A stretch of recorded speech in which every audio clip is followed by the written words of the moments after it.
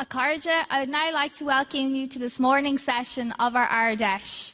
I am now calling for speakers to an díosfrucht oscailta agus bawahlam cunas sanhala. Could delegates who do wish to address this section of the Ard Fheis please form a queue to your right of the stage, which is my left over here. And delegates must be reminded to identify themselves and their cumann, their choral cantor or their cúige that they are representing. I would like to ask speakers to be brief and to speak to the motions. I would now like to welcome our first speaker, Martin McGuinness, to the hall.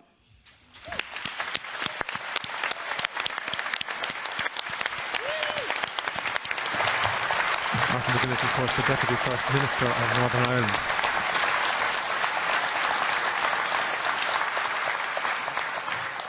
Well, Eve, agus Majin Wai, agus Tafalcha Rove, I wish to welcome all of you here and those joining us on RTE to the 2014 Sinn Féin Ard Fheis here in Wexford.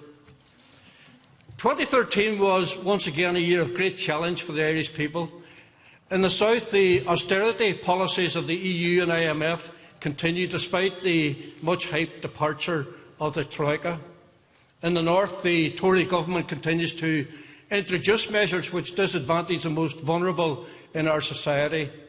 The old, the young, the sick, citizens with disabilities, carers and mortgage holders still carry an unjust burden and an unfair burden, and a change of direction is needed.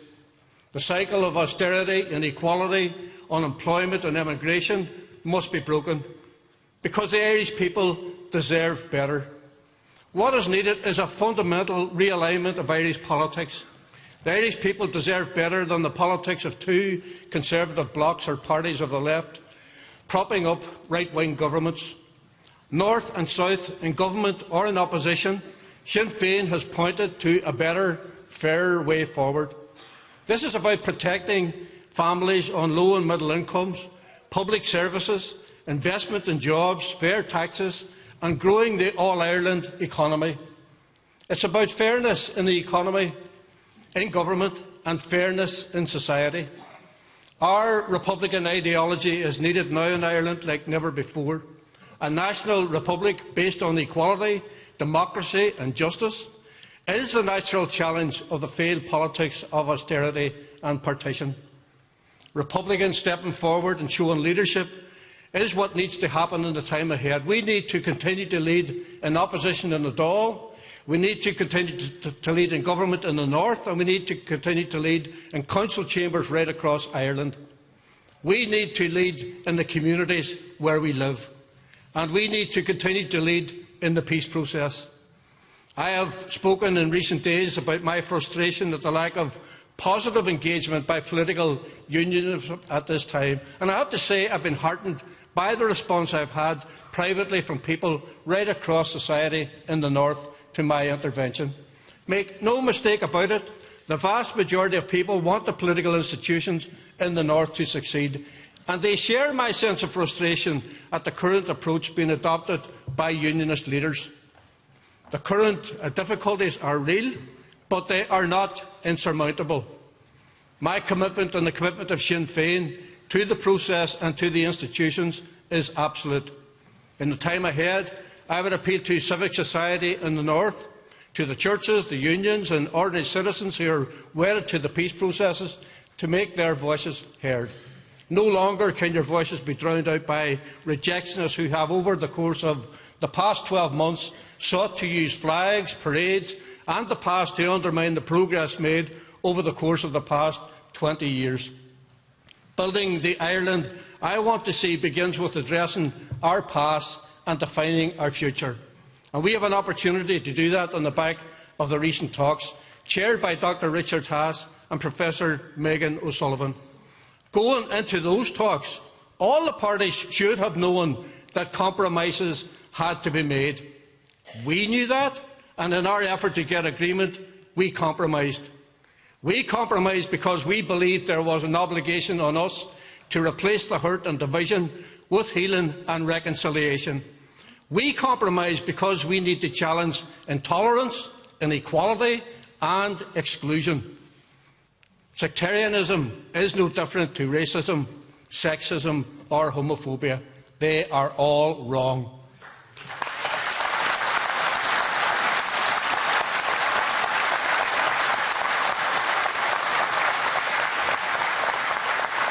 We compromise because the task of national reconciliation and nation-building places demands on all of us to embrace change. I am not afraid to compromise, because honourable compromises in the interest of building peace and justice is legitimate and is nothing to be ashamed of. I am proud of the compromises that we have made. Of course, this frightens some. Over the past year in the North, we have seen this fear played out in flag protests, opposition to Irish language rights, including the attempts by the Orange Order in Belfast to bully people from a unionist background who wish to learn the Irish language. Also, a fear of cultural equality, the blocking of the International Peacebuilding and Conflict Resolution Centre at Mays Long Kesh, and a very public failure of the unionist parties to sign up to the Haas proposals. My Irish identity is no threat to those who identify themselves as Unionist or British. In the North, there are two main allegiances, pro-Irish and pro-British. Both deserve to be respected, and no identity or culture is more worthy than another. Last year, in my home city of Derry, during Fleadh Cheoil na hÉireann, 4 loyalist flute bands participated and were warmly welcomed and applauded.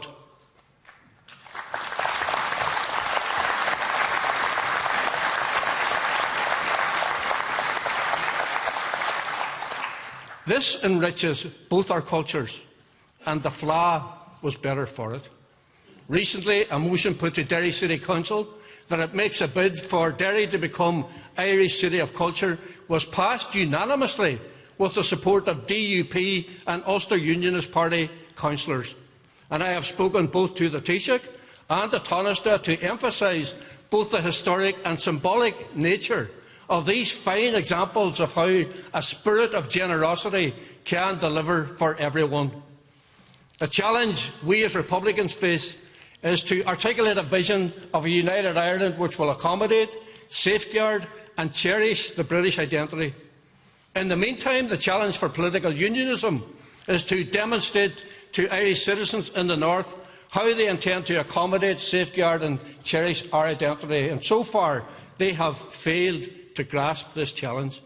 And I appeal to those unionists who wish to see progress to break free of the rejectionists and the negative forces and to lead from the front, because our communities are stronger together. I would like to make it clear that I support the right of the Orange Order to parade. However, they must do it in a way that is respectful. We must be respectful to each other. The Orange Order should reach out to their neighbours and they should engage in dialogue, because only dialogue will resolve the difficulties that we see repeated each year. So no one should be fearful of our combined cultures. For the past 10 years, I have proactively, with others, supported the Orange Orders and the Apprentice Boys of Derry's right to parade in Derry. Respect, dialogue and a spirit of generosity has meant that Derry has been trouble-free for years during the marching season. And the fear I speak about was also manifested in the past week or so with the disgraceful online abuse targeted against a young teacher and member of Sinn Féin, a Sinn Féin councillor, our colleague Catherine Seeley.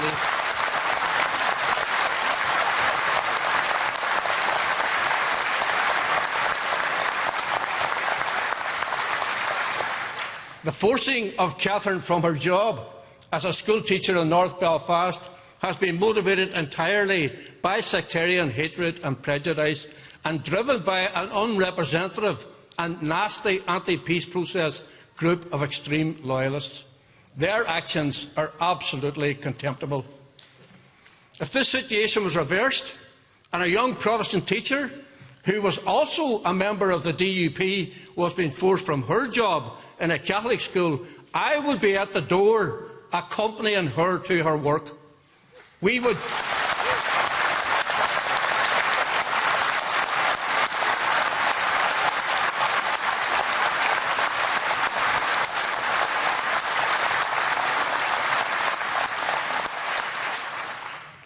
I would challenge those directly behind the threats and doing everything in my power to see them face down. So people will judge for themselves the response of unionist politicians to the attacks on Catherine Seeley. This was a time when people should rightly have expected a robust response from leaders within unionism. This has yet to come. But I have to say, I am absolutely heartened by the glowing and brave tributes that came from Catherine's pupils and Boys Model. They have shown courage and leadership. Catherine Seeley, in fact, she'll be the next speaker at the Ard Fheis, waiting at the back of the hall. And I have to say, the local DUP MP, who's many years their senior, could learn a lot from them about leadership. Catherine Seeley resigned from her post in the Boys Model School in Belfast after being subjected, she says, to threats and intimidation. I extend to Catherine my best wishes and continuing solidarity and support, and that of our entire party. So we as Republicans are up for the challenge of reconciliation.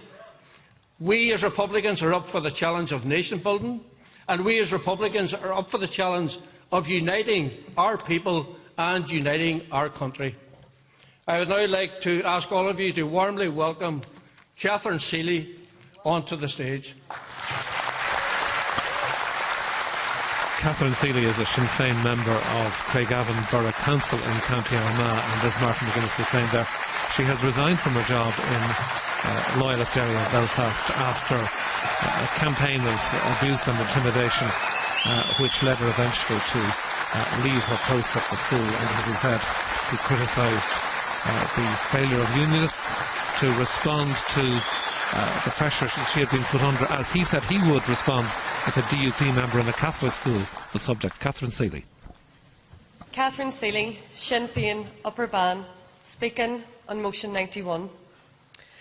I want to start by commending the ongoing programme of educational reform pursued by 3 successive Sinn Féin education ministers, aimed at bringing equality and social justice to the very heart of our education system, and establishing a system which serves all children equally.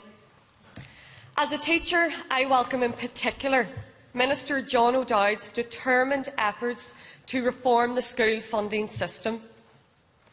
The link between social deprivation and educational underachievement is irrefutable.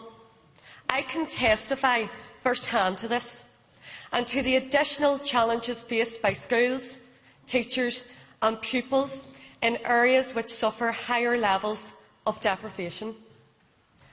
Targeting additional resources at these schools is an important and vital step in breaking the link between deprivation and underachievement. It is simply unacceptable that children from poorer backgrounds have only half the chance of achieving the qualifications attained by children who are better off. And while it is equally unacceptable whether it applies to Catholic children, Protestant children, or children from any other religious background or none, I want to draw particular attention to the underachievement among Protestant working-class boys. Protestant working-class boys are entitled to the same life prospects as everyone else.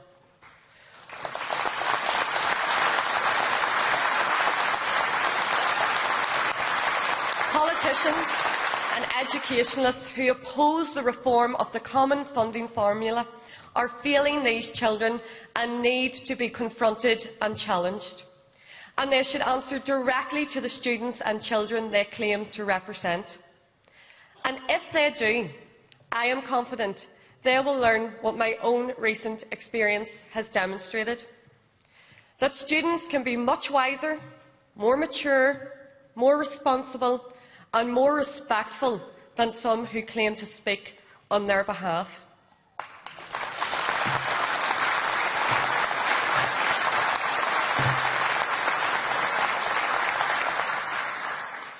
In the past few weeks, in my role as a teacher, I have been subjected to a campaign of sectarian intimidation. I have already expressed my warm thanks to all who have offered me support: family, friends, colleagues, trade unionists, educationalists and politicians from various parties. But I want to take this opportunity to publicly send a message of gratitude to those pupils of the Boys Model School in North Belfast who have courageously offered me their full support.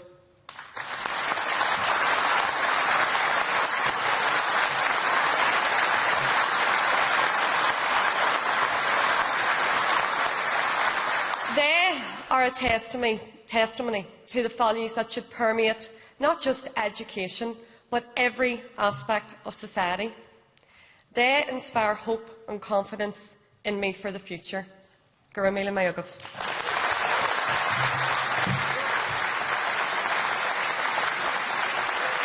Catherine Seeley receiving warm applause after losing her job, or effectively having to walk out of her job because of criticism and intimidation at her school in Belfast. Now, Pádraig McLaughlin, Sinn Féin spokesperson on justice and TD for Donegal North East. Pádraig McLaughlin from Donegal. In recent weeks, we marked the 20th anniversary of the notorious Section 31 broadcasting laws. For almost 20 years before January 1994, the Conservative forces of this state sought to silence the voice of our party. No matter what the subject matter, the voice of a Sinn Féin spokesperson could not be heard on radio or television in this state. Not even Margaret Thatcher's Tory government went that far. Young Irish men and women who found themselves engaged in armed struggle for their right to freedom and dignity, like so many generations before them, were to be criminalised and demonised by Fianna Fáil and Fine Gael-led governments. It was not enough to abandon the nationalist people of the 6 counties. When they rose up off their knees, they were also to be shunned. All the while, these so-called political leaders would rewrite history and tell us that when Padraig Pearse declared the Republic on the GPO, he was actually referring to a 26-county republic. And they'd also tell us that no terrible or regrettable tasks or act took place during the War of Independence or the Civil War that followed that rising. Here's the facts. As you walk into Leinster House today, to your right-hand side is a statue of Constance Markievicz in military uniform. When you walk into the hall of Leinster House, on your left-hand side is a portrait of Michael Collins in military uniform. As you walk through Leinster House, there's a portrait of Cathal Brugha, you guessed it, in military uniform. In the chamber of the Dáil, surrounded all around us, are the statues and the busts of the 1916 leaders of a violent uprising. So that is the reality. That is the facts of it. Leinster House is a shrine to violent conflict. Yet those who ruled from there said to the people of the 6 counties, the nationalist people, to take it lying down. Those who lived in that apartheid state, to take it lying down. So let us be clear. Irish Republicans gathered here from every corner of this island regard Constance Markievicz and Mairead Farrell exactly the same.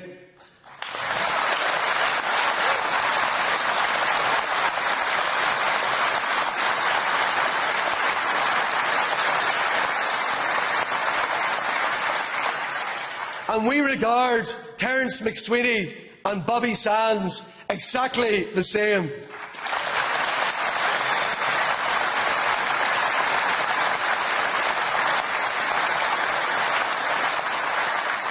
All of the conflicts in this island in the 20th century were tragic and regrettable. We are not triumphalists, and we empathise with all of those who lost loved ones during the conflicts. But let's send this message loud and clear from this Ard Fheis. We didn't let Margaret Thatcher criminalise Bobby Sands and the 1981 hunger strikers. And we're damn sure we're going to let Fianna Fáil or Fine Gael or anybody else criminalise them today.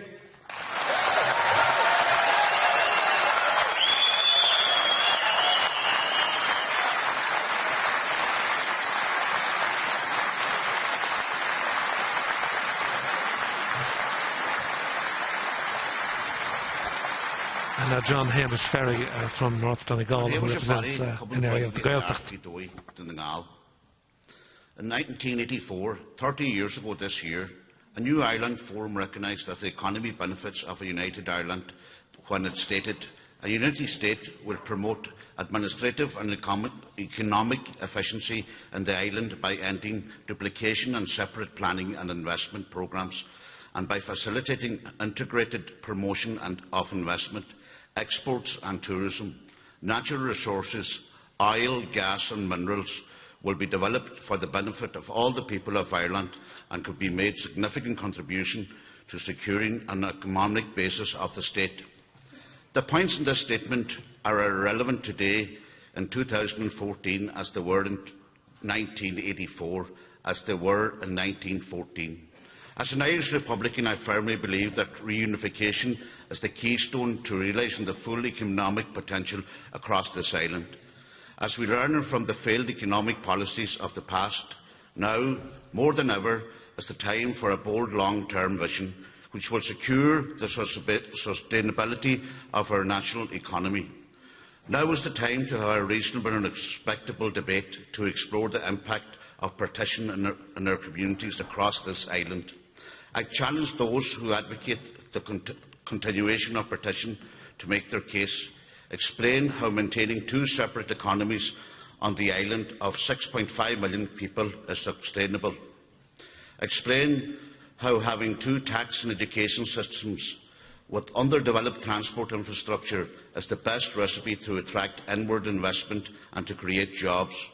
If you truly believe that partition works, then let's hear the evidence, the truth, free from misinformation. Present the figures which back up the argument that the South cannot afford the North, that Britain is doing us a favour in maintaining the 6 counties, that we should put up and shut up. I have a message from this Ard Fheis. We will not shut up or put up.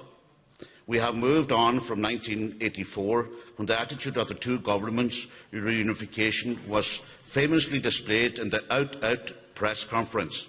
The Good Friday Agreement provides for a border poll to be conducted north and south, with Britain bound to legislate from any change arising.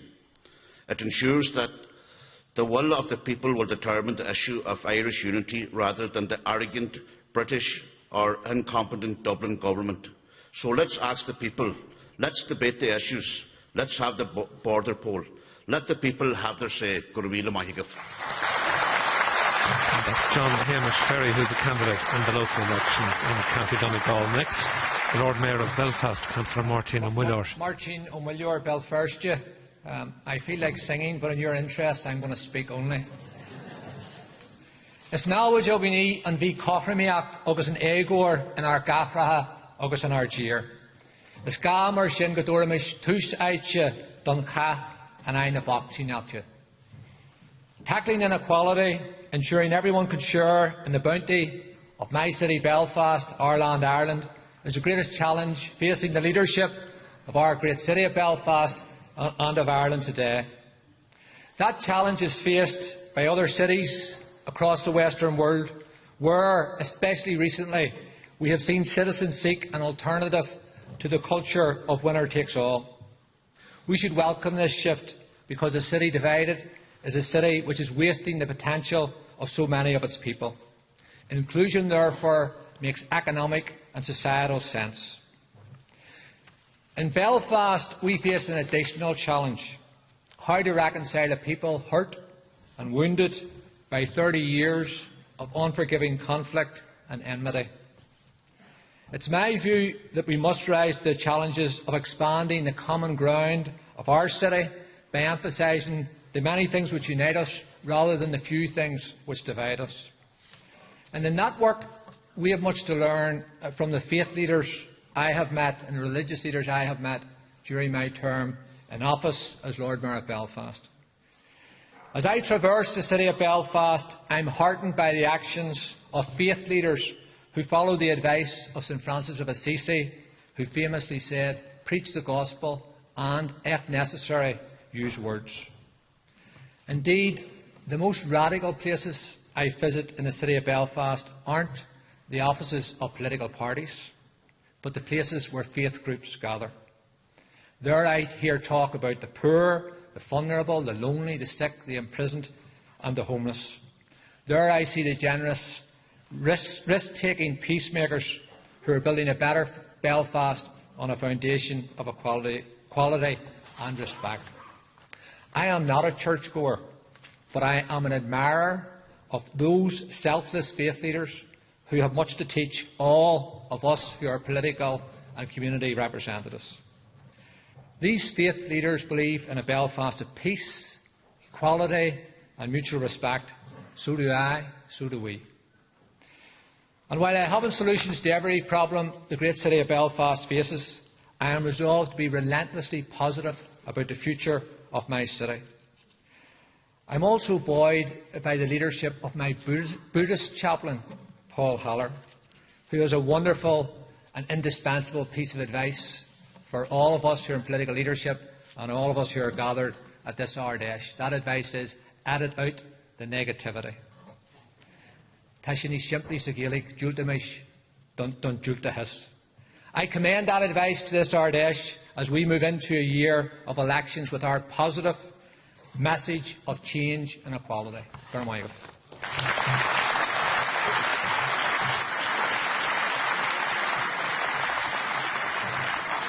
Just a point of information before Donica speaks.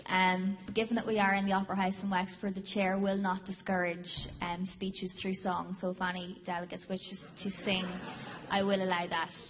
First ever party conference, by the way, at the Opera House. Now, Donach O'Leary, a candidate in Cork, whose birthday it is today. We will not unite Ireland simply by ending partition. Holding successful border poll is vital. But we will have to do a great deal more to truly unite Ireland. Removing a line from the map will not of itself unite us, just as drawing the line in the first instance did not divide us. Division is not visible, but it has visible symptoms: grey peace walls and tattered flags on lampposts, squalid markers of territory. But division exists within our hearts and our minds. Division that fosters distrust, sectarianism and even hatred. The kind of hatred that leads to a teacher, such as our own councillor, Catherine Seeley, being forced to leave her position for no other reason than her political beliefs. The kind of hatred that leads to an Orange Hall being burned down, just because it signifies something different, something other. Beginning an person, an groin, an fua, agus an taurus shin, a chahvuing, mas mealing era enta wintermach.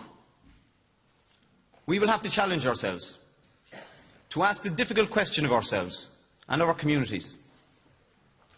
This county will forever be associated with the rising of 1798, where people from all backgrounds and all creeds were willing to give all they had for equality, for the unity of Catholic, Protestant and dissenter. That is still our aim today, and not only unity of Protestant, Catholic and dissenter, but of all the communities that live on this island. But Republicans cannot do this on our own. All who had a hand in the conflict and division in our country must show political leadership.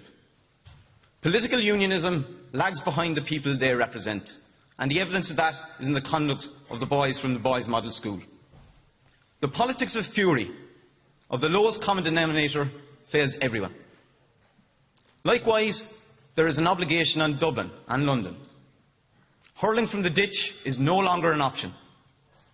Tá an obair seo ró háchtach chun é chur mérada, ag súil go ruaidh tófií é le cabhama. Ní mór an pobal a aon tú chun an tíre aon tú. We know that achieving a united and agreed Ireland is not only about constitutional change. We know that uniting Ireland is, above all, about uniting people and communities. Gramina Margaret.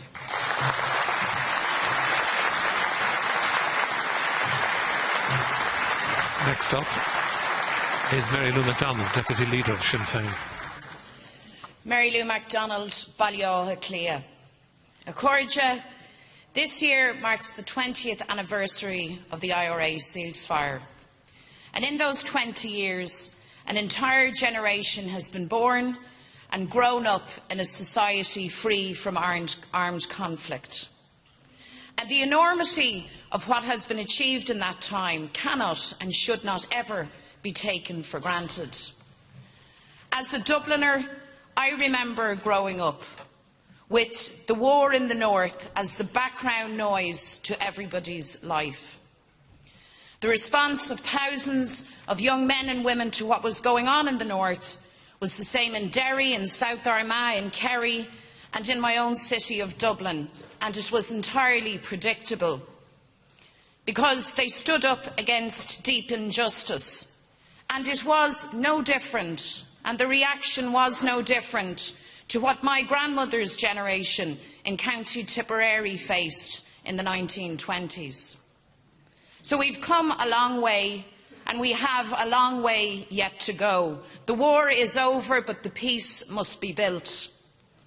As we approach the 100th anniversary of the 1916 Rising, we know all too well that national reconciliation is not possible without coming to terms with the past, dealing with the legacy of conflict and division, recognising the hurts endured and the hurts done. And Republicans have never shied away from our responsibilities. We know that people in the Unionist community were hurt and suffered, and some feel very anxious about the future. We recognise that. But we also know that those in leadership in that community have to lead.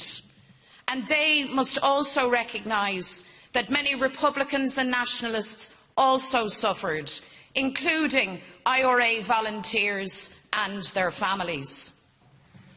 There are some who want to rewrite history, to make believe that once upon a time all was well in the north, to lay the blame for conflict at the feet of those communities and individuals who fought back against a rotten sectarian state. The same people abandoned northern citizens, stood idly by as the pogroms raged and the British troops came onto the streets. And those same people wanted northern Republicans and nationalists to roll over in the face of the Orange State.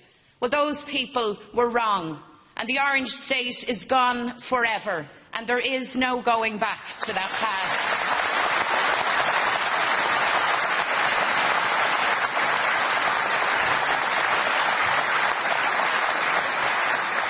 Some, not least in recent times, have tried to use the past to vilify Republicans.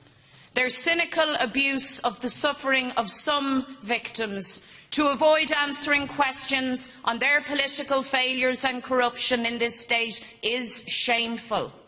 Their exploitation of some victims' suffering to suit their party political ends and to bolster their election campaigns is utterly dishonourable. And instead of resorting to the cheap soundbite in the Dáil, it would better match Enda Kenny and Micheál Martin and Eamon Gilmore to do what they have been elected to do and to stand up for the interests of the people in this country. And that means re-engaging with the peace process, not just by making speeches or giving media interviews, but by being involved in a real way, in real discussions and planning on the outstanding issues from the agreement signed, and indeed planning the pathway forward to Irish unity. So the message from this Ard Fheis is that we are for reconciliation, for the truth, the full truth. That doesn't frighten us. And let the message go out, to borrow the words of Morchina Muller, the Mayor of Belfast. Edit out not just the negativity, edit out the cynicism, edit out the opportunism, and stand forth, stand up for Ireland, stand up for the peace process, and work with Republicans on that pathway to unity and freedom. Gura míle mágad.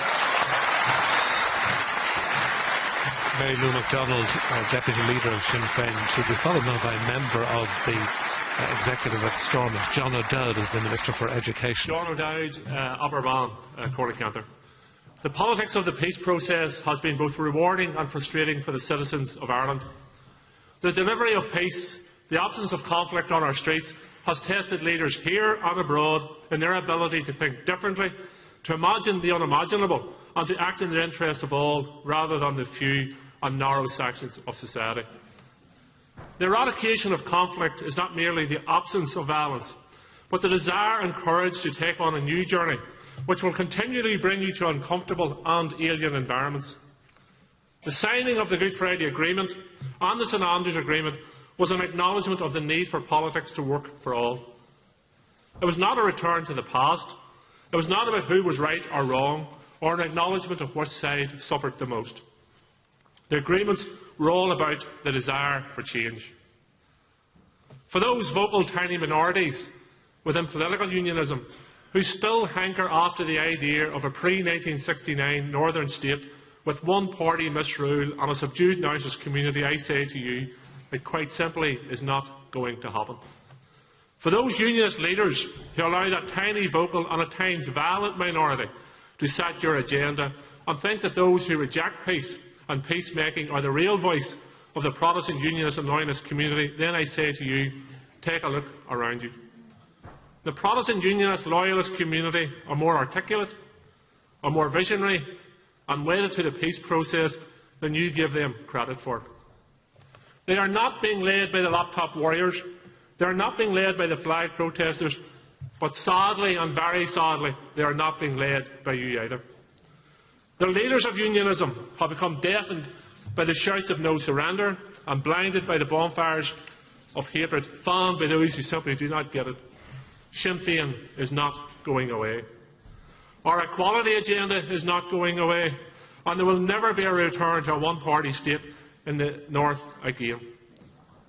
As an Irish Republican, I commit to sharing power with my unionist neighbours, my fellow countrymen and women. I commit to taking uncomfortable journeys to build peace and understanding with them. I want to work with the DUP in a power-sharing executive, but for power sharing to succeed, the DUP have to want to work with Sinn Féin as equals. That is what the DUP signed up to. Stormont of old is gone. All that remains is the building. The trappings of abused power are gone. The new Stormont is built on equality, and the only power that will reside in its corridors will be power sharing. The DUP must lead from the front rather than being led by the few. They must give voice to the many within the Protestant unionist loyalist community who want peace, who support power sharing and want a better future for their young people.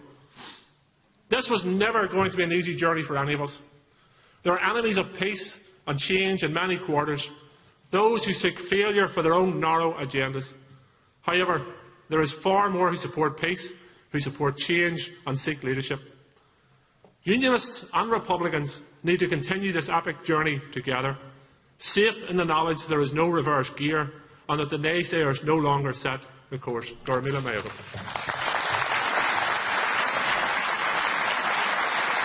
And next, one of the candidates in the European elections, Lynn Boylan, will be standing for Sinn Féin in Dublin. Lynn Boylan, Dublin. Carja, what we have seen emerge from the Public Accounts Committee over the last few months has come as no surprise to many. The dogs on the street could tell you that those who knew the right Gardaí could get their ticket fixed, and that Fianna Fáil and Fine Gael have looked after their cronies with cushy positions for decades.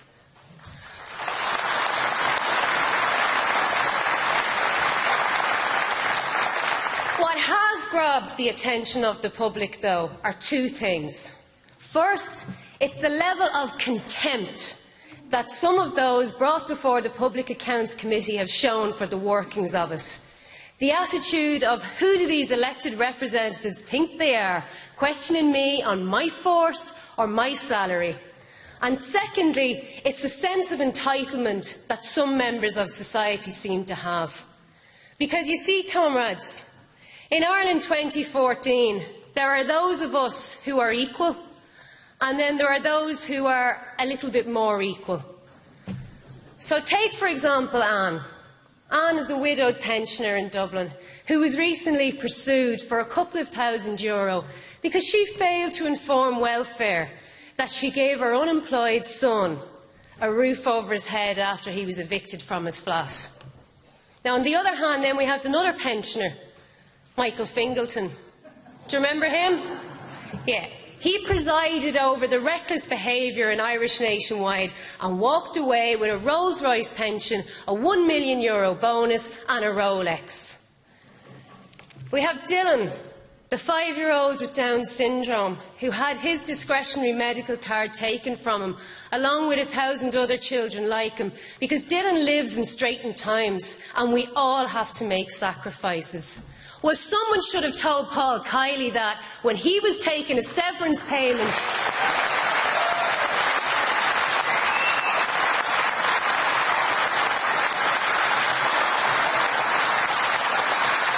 A severance payment of €742,000 from funds raised in aid of children with disabilities.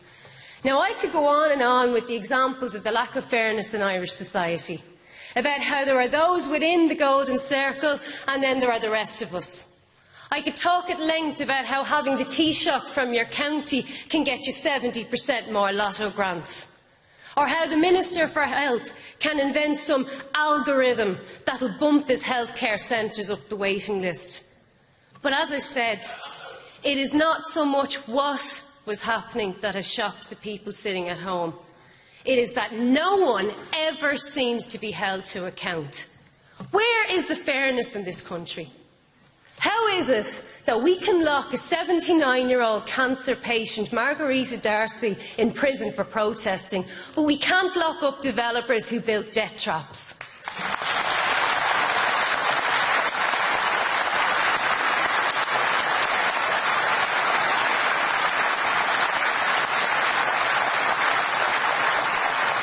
The work of the Public Accounts Committee has given the ordinary people of Ireland a glimmer of hope, as deputies like Mary Lou MacDonald demand the answers to the questions that the public are crying out to hear.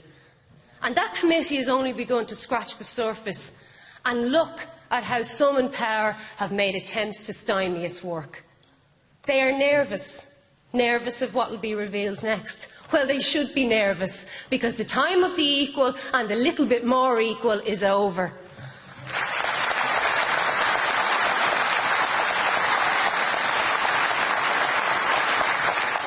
Because what people want right now is transparency and accountability. There are 30% of voters in this country that are disillusioned.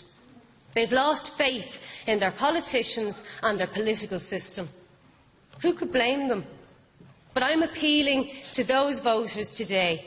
Please, don't stay home in May. There is an alternative. Sinn Féin is that alternative. We are putting Ireland first. We are challenging the cronyism that is endemic in the political institutions in this country, and we are snapping at the heels of those who feel they are somehow entitled to privileges. Join us in May. Vote Sinn Féin for representation that puts you, your family and your community first. Goramila Maglu. Lynn Boylan, a candidate in the European elections in Dublin. The next speaker is Councillor Barra O'Murray from Uri and Mourne District Council. Will be addressing the question of the Irish language in the north. Barra O'Murray, Fuse Councillor, Jeshka Ardwaha. Tá forbert janta a carja ar an dói a gormuid an Gaeilge ar fáil ar Ilan na Heran, ar bhaile atá nualach agus cinsithe. Is siad na hathraí seo le sé mhór agriach ag stúrú imeachtaí a bheits ag freastal ar phobal mór na Gaeilge ar fud fad na tíre seo. Tá daoine amhaon sin agus tá siad anna mhuirtha gur an maileatha clia a bheits na príomh agriachtaí seo bunaithe. Ligdú a rá go leidir agus go sillar, gur cuma go háit sé tíar a bheits na hagriachtaí seo lonithe, mar go méid dearcú ile éireannach acu a lig, agus go méid siad ag féimú agus ag obair le pobal agus le hagriachtaí eile ag nach chuid den tír. Tuairtí na socraithe nua seo an sláine fad tearmach atá díí le tuairt faoi réachtaine sí pobal na Gaeilge ó seo amach. Mar chuid den na socraithe nua be fórum forbartha onadiach as feisirí ar son grúpi áitiúla atá gobar son na cúise fun na tíre. Bé an óram seo muoinithe ag foras na Gaeilge go háitiúil agus ag stúrú imachtaí Gaeilge a lig, le bheith cinse go mééis ag tuairt faoi forabairt agus dulthn cin na Gaeilge ag gcónaí. Ní dóilm gohfuil na barnaí atá adraín sa tíir seo chomhlaithan sin nach deoch linne pobl na Gaeilge iad a réiteach le chéile son na teanga.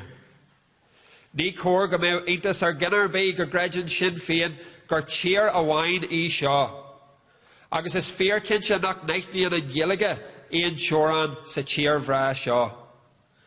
I nua mell firste an dara cethir is mó in dhearan, faoi mhaoinú foras na Gaeilge, tá níos mó airgid caite an Gaeilge ná an aitribí eile sa tír seo. Agus ní athróí sin a seo amach. Leoga, le dúchreacht an éire cultartha, álín agus fóliaachta Carol ní Cullen, bé ar a leiad ceathrú cuid den obair I dúsgart na tíre, agus go mbeadh forann loníthe an sin, freigrach as forabairt na teanga, agus buint leidir acu leis an óram cófartíoachta. Léironn sé seo cuid níos leithne, agus tiú freigraíochtaí ná mar a bhí sul ar fógraíú na harthaí seo.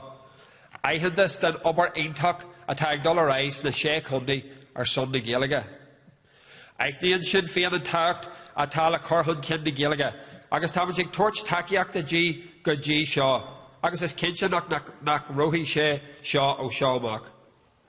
Ní ga ach arc ar hafan sogin, le gríomhí sogin chun tús le athbheocáin na Gaeilge fun fad na tíre, ach go hairithe sa tuaisceart. Le hairí sogin ag takeú le hobar éfachtach sacu ar waithe leis an Gaeilge.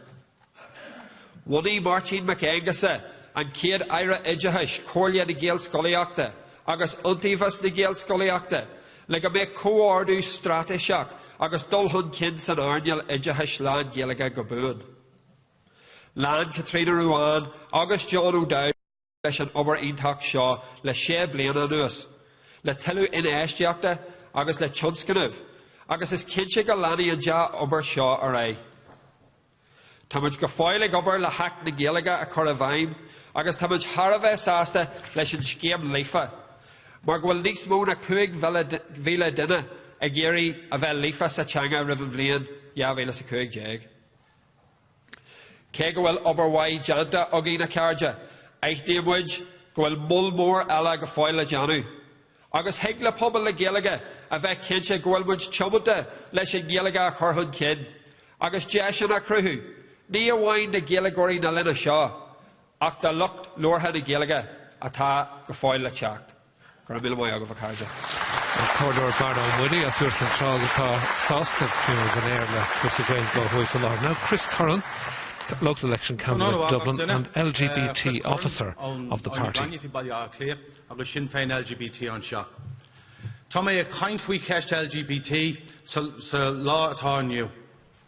Sinn Féin LGBT issues have somewhat dominated the media over the last few weeks, and in my opinion, rightfully so. Let's look at Russia for a minute. Today, as a result of its anti-gay propaganda associating LGBT people with paedophilia, a climate of hate exists where LGBT people are hunted down and endure horrendous physical attacks while the state turns away. Russia, you should be ashamed of yourself.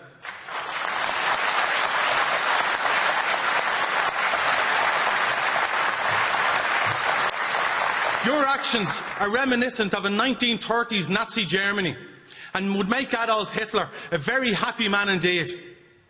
Let me send a message to Vladimir Putin. The world is watching you today. You're using gay people as a distraction from the chronic poverty, unemployment and social unrest in your country, while spending €51 billion on the Sochi Olympics. This is simply not acceptable.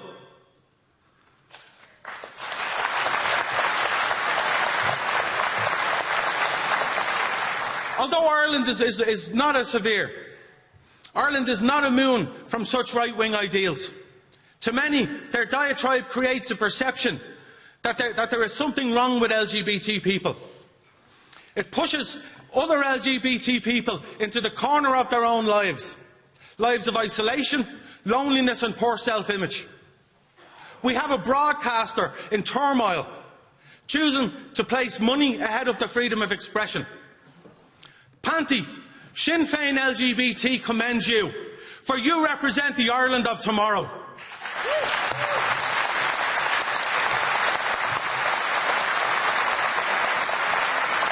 But looking at the Ireland of today, what type of Ireland are we living in today?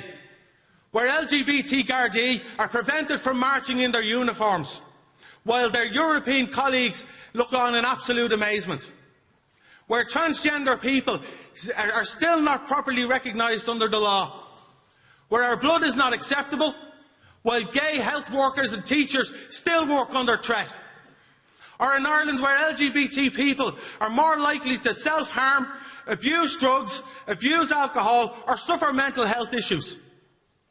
I cannot thank Labour, Fianna Fáil or Fine Gael for their performance on LGBT matters, for they governed while LGBT people were persecuted.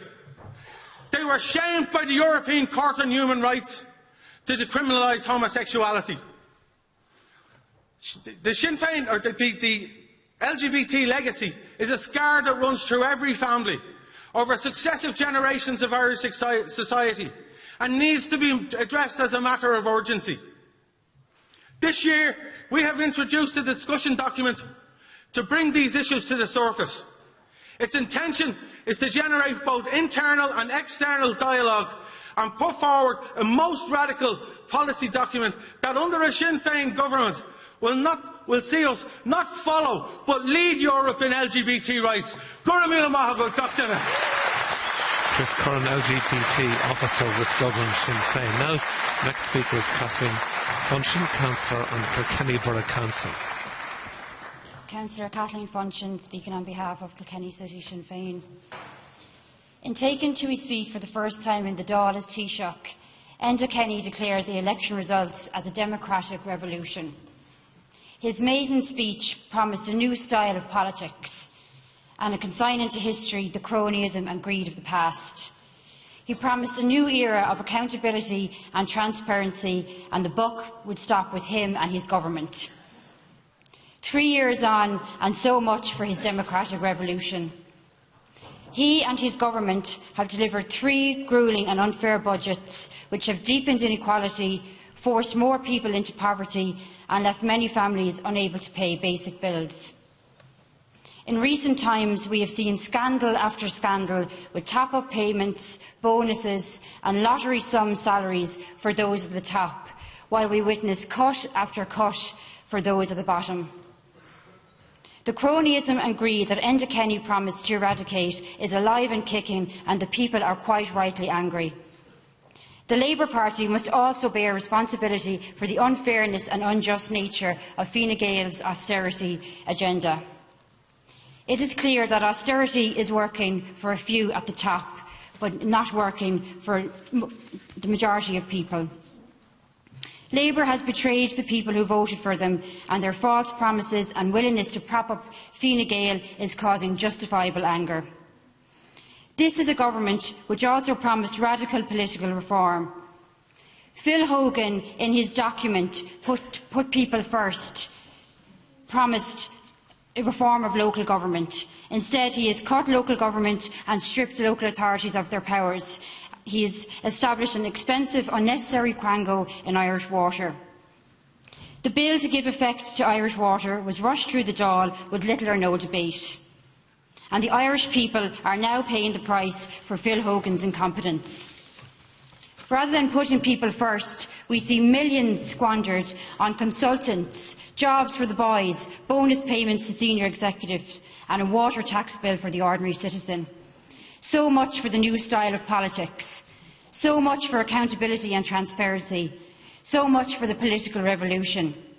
Minister Phil Hogan has presided over debacle after debacle, and he must go. I'm not talking about going to a cushy number in the European Commission. It's time that Phil Hogan received his P45.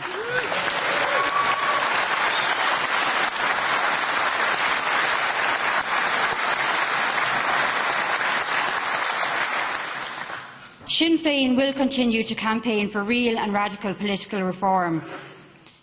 In the upcoming European and local elections, I would urge people to remember this and vote for Sinn Féin on May 23rd. Gurmagat. Councillor Kathleen Funchion. And the next speaker is Emma Murphy, who will be a candidate in the local elections in Dublin. And she also works in the offices of Mary Lou MacDonald and Desi Ellis. Emma Murphy, Dublin. Water charges are just another tax on workers on top of PAYE, PRSI and levies. It's not a remarkable turn of phrase. Its sentiments can be heard the length and breadth of the island, in any shop, bar or home, any day of the week, by any man or woman. What is remarkable about this phrase, however, is who said it. Those words were spoken in the late 1990s by a TD for Dunleary. I forget what party he was in at the time, as he's jumped from so many during the course of his career. I am, of course, referring to the Taoiseach Eamon Gilmore.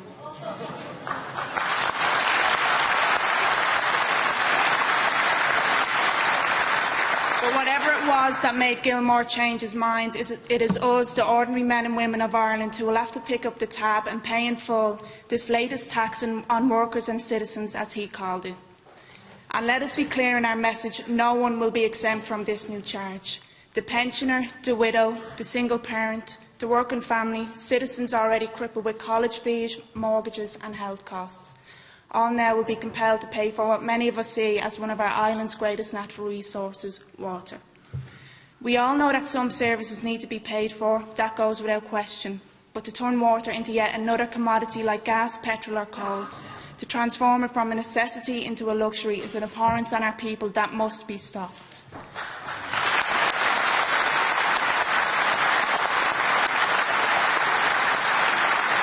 We cannot and we will not accept a situation where some households are compelled to ration water, as they already do with gas, electricity or food. Fresh, free running water is a basic right for our people, and we in Sinn Féin are committed to making sure it stays that way.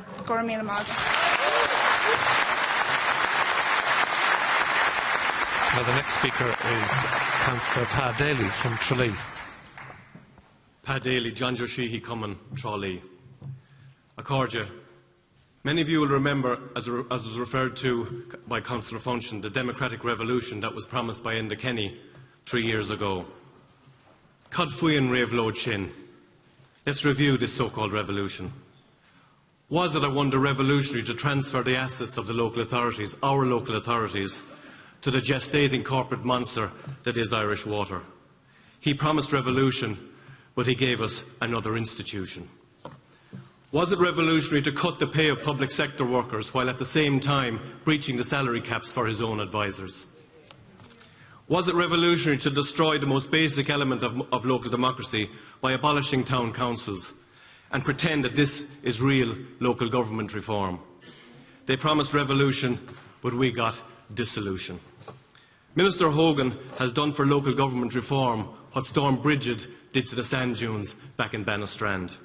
And Enda Kenny is content to allow Phil, Hurricane Hogan, to cause this damage.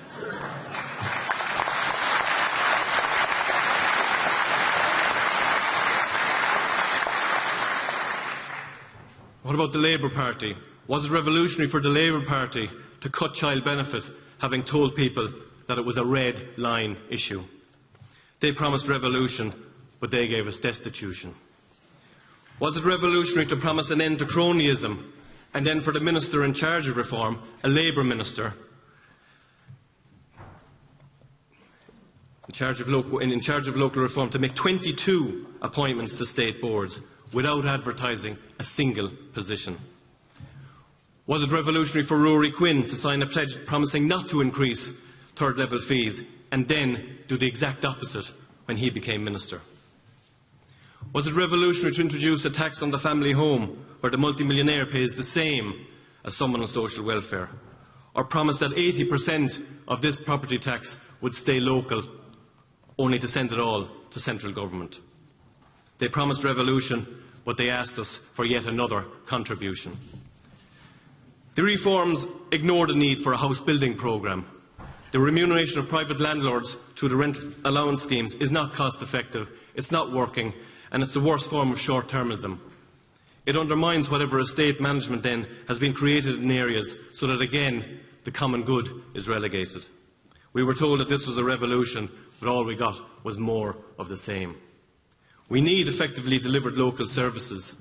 We need to reverse the establishment of Irish Water, and we need to protect ourselves against the rising tide of privatisation. And we need to allocate budgets for a home building scheme which will provide local jobs and properly planned estates.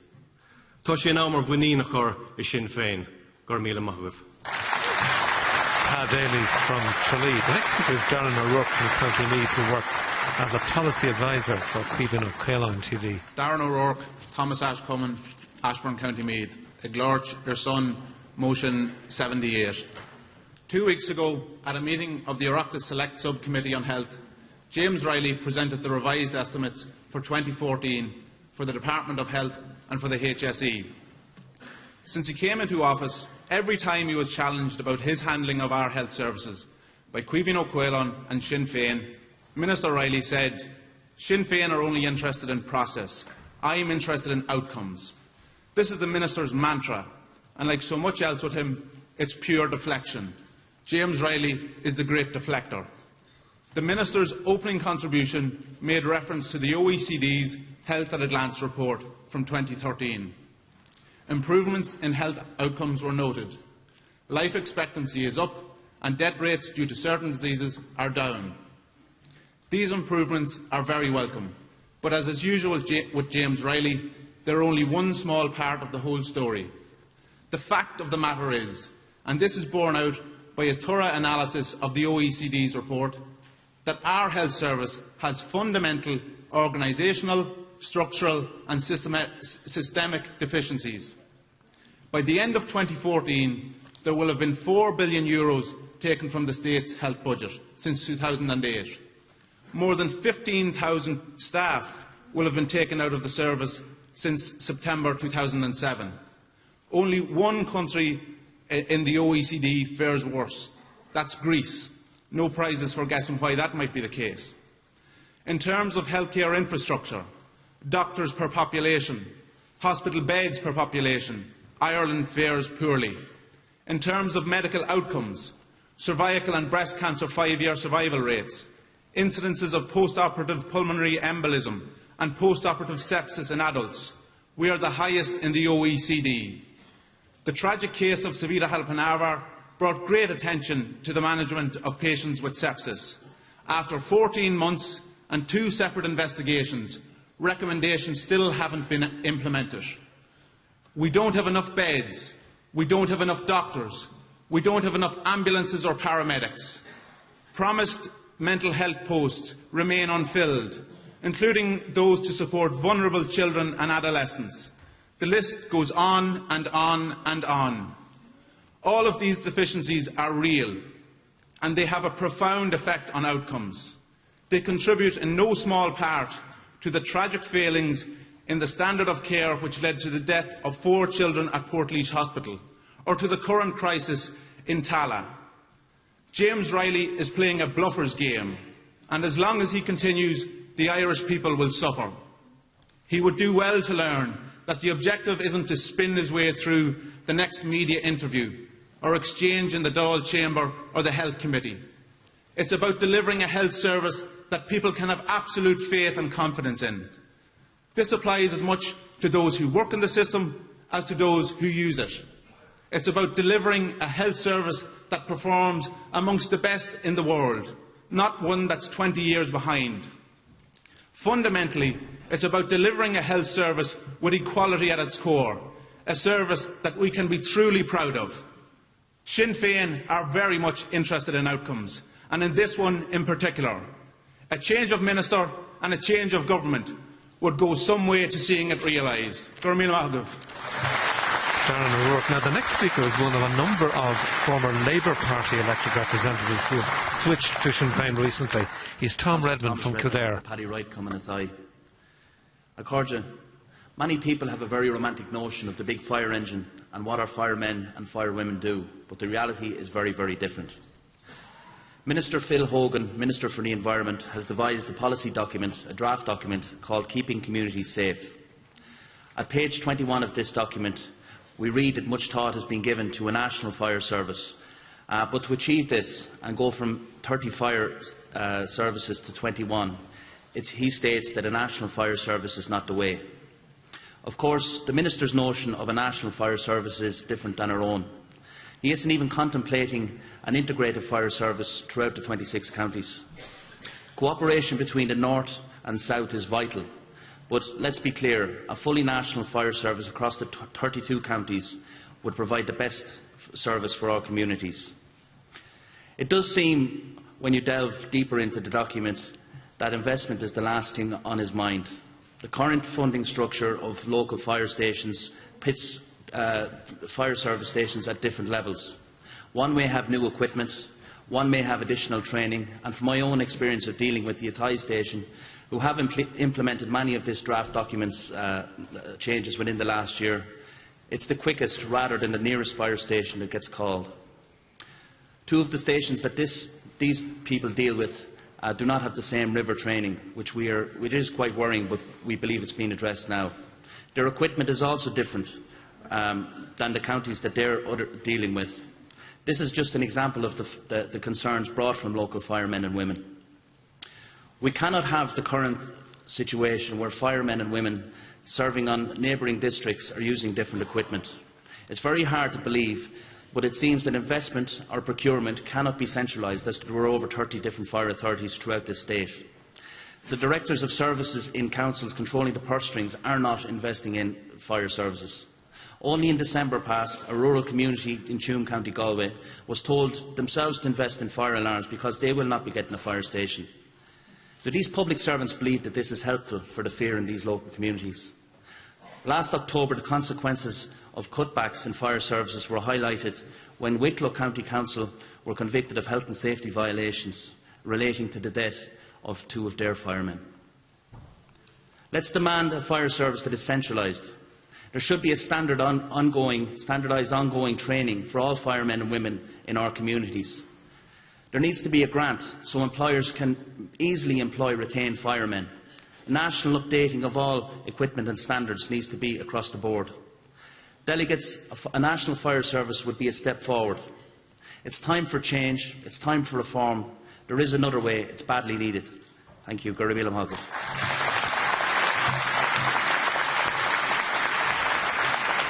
The next speaker is Mairead Farrell, a name you might recognise. Her aunt was a member of an IRA unit killed by British soldiers in Gibraltar in 1988. I don't have a clue about politics.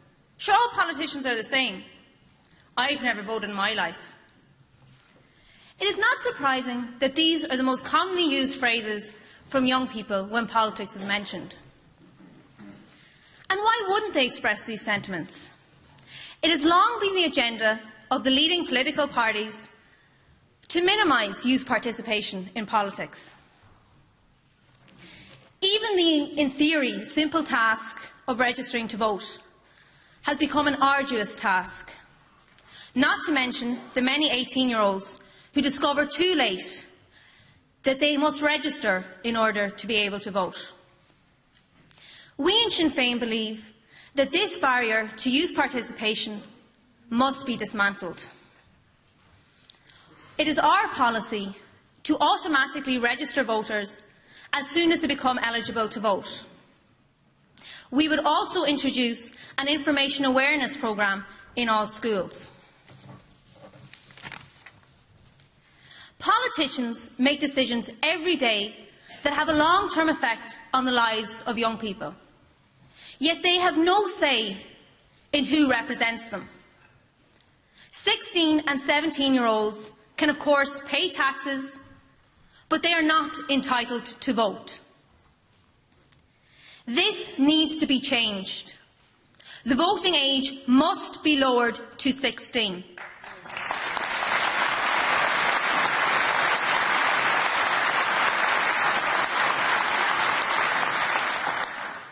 The current Labour Fine Gael government have targeted the youth time and time again, forcing the majority of people my age to leave this country in search of work. A staggering 243 people left this country every single day last year. That is just over 10 people leaving our shores every hour. Many of these are young people. Thankfully, for those who have left them with no other choice but to leave, they, like those who have left in the centuries before them, are denied the right to vote. In order for the Dáil to truly represent the people of Ireland, the diaspora must be given a vote.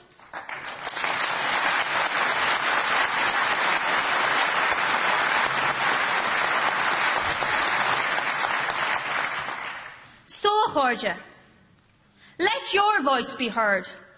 Get registered and vote.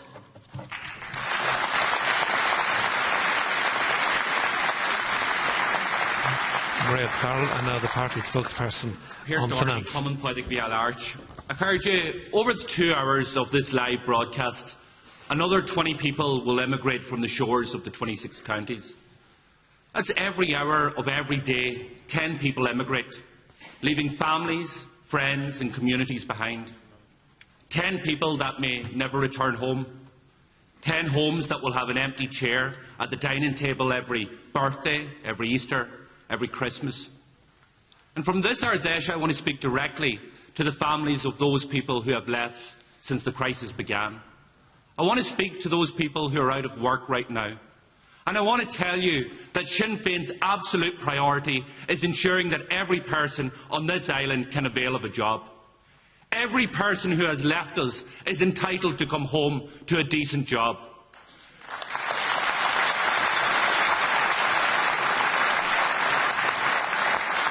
And it shouldn't be the case that just any job will do. The Labour Party believes that you should be happy to work for 0-hour contracts, for minimum wage employment, or for the utterly failed job bridge scheme. But we in Sinn Féin have more respect for the talents and for the skills of the Irish people. We believe workers have rights and that they are entitled to a decent pay and decent jobs. At every single turn, Sinn Féin has produced costed, detailed proposals to create and retain jobs. We have shown how these proposals would be paid for to the very last cent. Among our proposals, we want to see investment in indigenous Irish enterprises. We want the sugar beet industry re-established in the south east. We want the A5 road completed in the north west to open up that region to investment in trade and tourism. We want Knock Airport and the Cork Docklands developed, and we want the housing regenerations in Dublin and in Limerick completed. And we want primary healthcare centres rolled out right across the state and not just where Minister O'Reilly thinks it's appropriate.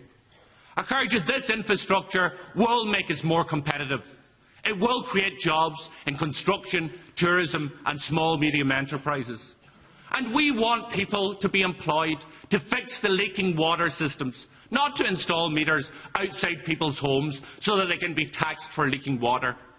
We remember here that the €85 million that was spent by Irish Water on consultants could have paid for a year's salary of 2,000 workers to fix our water infrastructure. We know in Sinn Féin what side we would be on.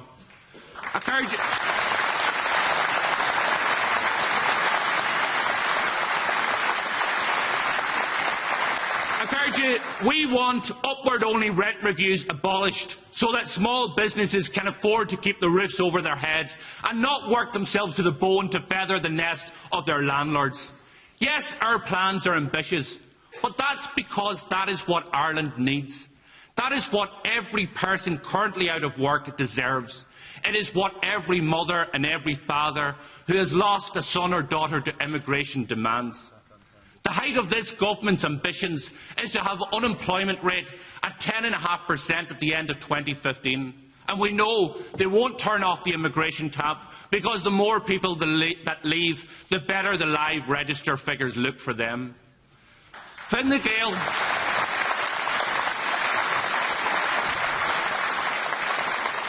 Fine Gael, Labour and Fianna Fáil are the failed parties of yesterday.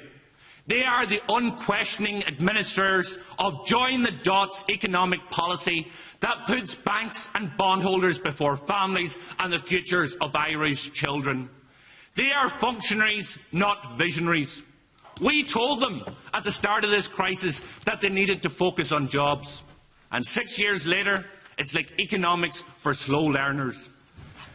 They pay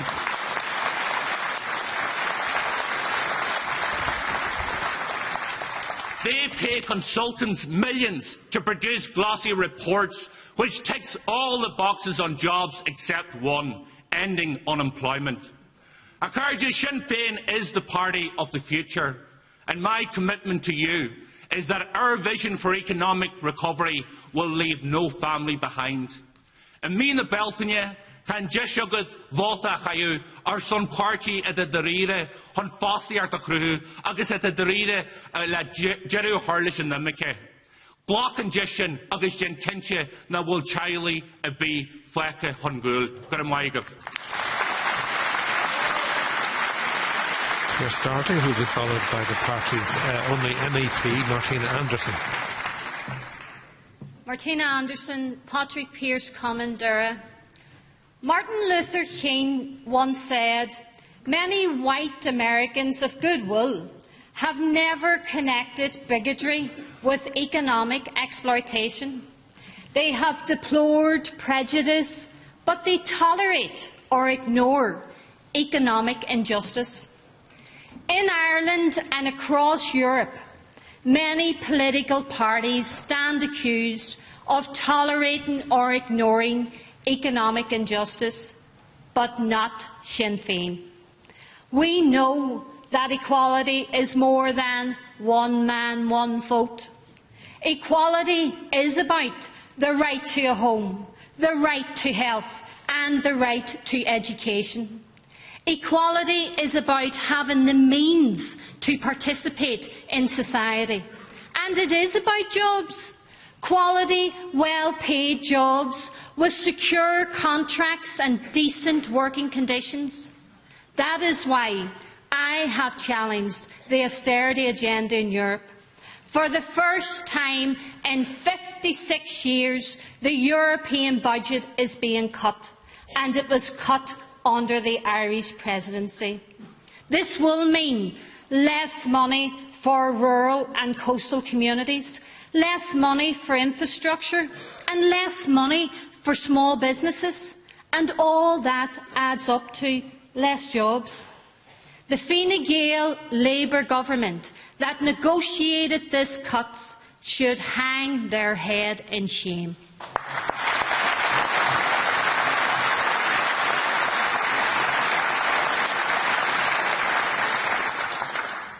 As should their allies for austerity, Fianna Fáil, and of course, let us not forget, the Unionist parties, who supported them every step of the way. We need to be clever, very clever, about accessing EU funding that is available. And to that end, I have been promoting such funding opportunities and advising groups and organisations and people where to go to tap into them. I have held, for the short time that I have been selected as Sinn Féin MEP, over 50 meetings with small businesses and groups and organisations from both traditions, exposing them to the funding opportunities. I have taken chambers of commerce, SMEs and other groups to Europe so that they could understand the funding opportunities better. And in 2 weeks' time, working with my colleague, the Minister, Caroline Killen, I will take a 25-strong delegation of the Thieves Sporting Codes, GAA, soccer and rugby, to Brussels to explore the potential funding for sport organisations and the young people that they serve. We know that we are not just living through a deep economic crisis, but that we are living through a deep social crisis too. Young people are voting with their feet, and emigrating, which is having a devastating effect on families, on communities and on organisations like the GAA across Ireland. In the south, the state will be punished by the EU if it departs from austerity programme being enforced by the European Commission, which of course it does not want to do. And in the north, we will be financially penalised by the British government if the executive does not implement welfare reform. And let us be very clear about this. If the DUP had had their way, they would have had implemented welfare reform lock, stock and barrel.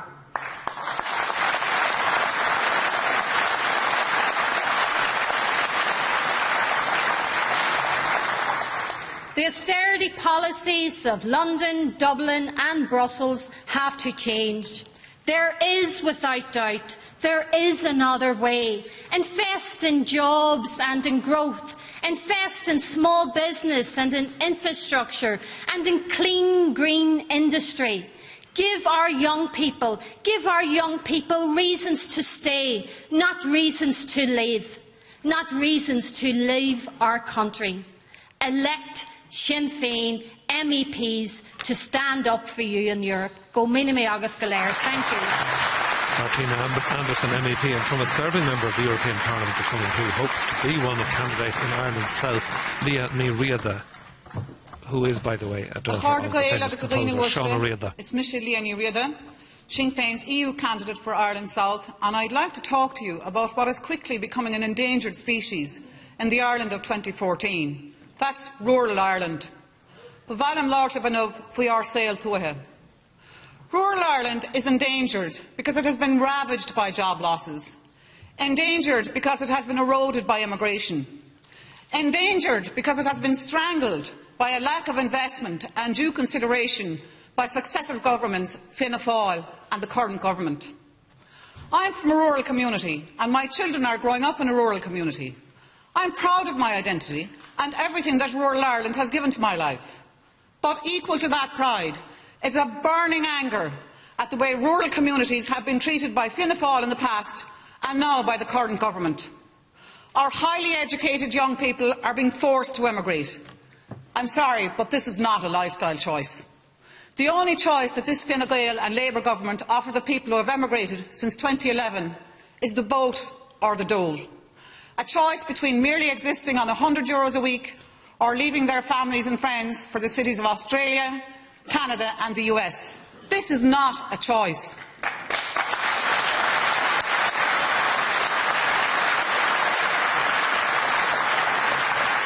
A whole generation abandoned by Fine Gael and Labour government, scattered to the four corners of the globe.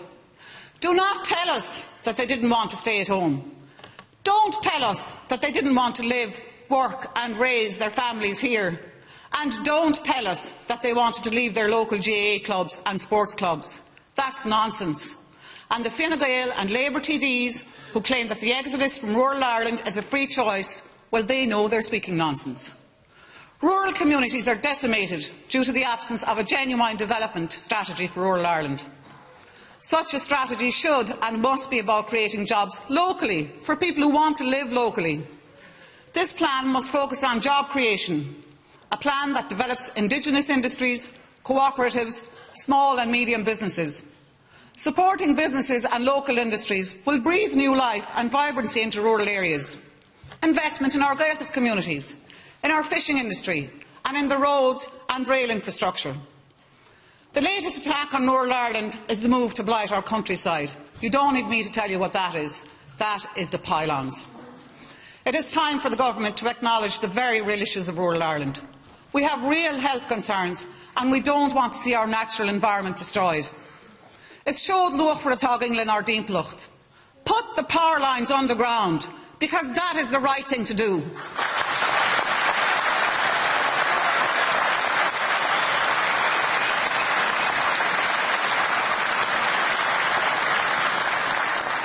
Economies should serve the interests of the people and not the other way around. Europe needs to be about the people of Europe, all of the people of Europe, including those who want to live and work in rural areas. It is time for Europe to take responsibility and work for a fairer, equal and democratic society. Ireland is on the periphery of Europe now, and now more than ever, we need a strong Irish voice in the heart of Europe. If elected as an MEP for Ireland South, I will be advocating for a European job stimulus package for rural Ireland. It is time our representatives in Europe put Ireland first. Tá sé tharbh hanám go mbeadh gá cosmhaointe na tíre seo le cloiseann Brussels agus an Chadéile don Eorp. Gá gaelach. So let's make 2014 a year of change. Gur míle maith agam. Across the border now, Michelle O'Neill is a member of the Northern Executive Minister of Agriculture. Michelle O'Neill, South East Tyrone, Collacanter. Partition did not and never will make economic sense. You do not optimise the economy or public services by drawing an arbitrary line on a map. Our enterprises, our workers, do not need the added burden of 2 regulatory systems, 2 tax systems, 2 currencies. Partition is an injustice of history that has no place in a modern Ireland. As a nation, we are best placed to drive economic growth and job creation. Across Ireland, barriers exist to trade that are costly. And I think no sector highlights the negative impact of partition and the potential benefits of unity than the farming and the agri-food sectors. In Brussels, at present, we are forced to negotiate with Europe through the British Government, and yet farmers and rural dwellers across this island have similar concerns and similar priorities. Representation of farmers at the EU should be a matter for ministers in this island and not for ministers in Westminster. We have different and competing bodies, north and south, promoting trade. But can anyone seriously say that milk produced in Louth is any different than milk produced in Armagh?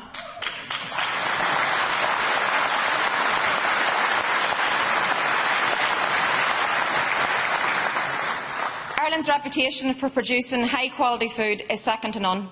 Our exports across the island are continuing to soar. Market and Brand Ireland will create new jobs, it will increase exports, with even further returns for the economy. We should not be competing against each other. We should be working together to compete against the rest of the world. Given that we are a small island, we have developed a Fortress Ireland approach when it comes to animal health and plant health, and that is a common sense approach to a common problem. Yet there is so much more that we can do to promote an all-Ireland approach to the agri-food and to farming. That same logic extends to every other sector of the economy. Focused, equitable and sustainable economic policy on this island would facilitate job creation, economic growth and economic synergies right across the island.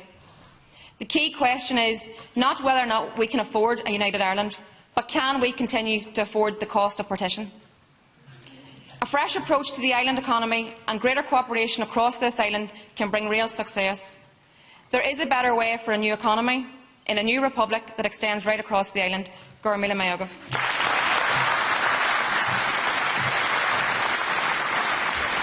Now, another Euro candidate, Matt Carthy from Monaghan, will be standing in the Midlands North West. Ireland is a great country, and the Irish people are a great people. Since my selection as a Sinn Féin EU candidate for the Midlands North West constituency, I have been meeting with communities who are heroically trying to make their towns and villages and parishes better places to live and to rear a family. And it has struck me that in almost every field the Irish punch above our weight. In sports, our boxers, soccer players, rugby players and others have excelled, while the GAA remains the envy of indigenous sports across the world. In business, the Irish are renowned for their hard work and sheer grit. Our farmers are known throughout the world for the quality of their produce. Irish musicians, writers and artists have reached scales unmatched for such a small nation. Whatever the field, the Irish are known for our strong hearts and our determined nature. And the only area that I can think of where this is not the case is politics. The reputation of Ireland has been damaged by our politicians.